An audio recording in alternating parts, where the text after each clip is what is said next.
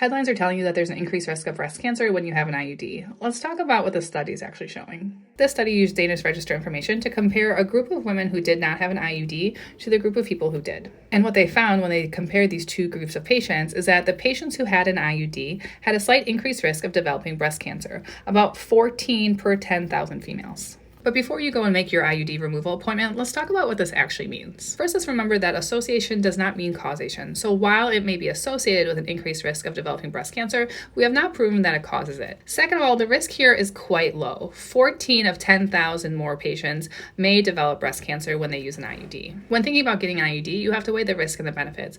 While there might be a slight increased risk of developing breast cancer, there are also many benefits, including preventing pregnancy and decreasing your rate of ovarian and uterine cancer. So if you're a patient who has a very high risk of developing breast cancer, an IUD may not be the best option for you.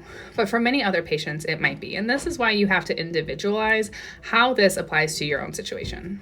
I myself am going to keep my IUD. The benefits for me definitely outweigh these risks.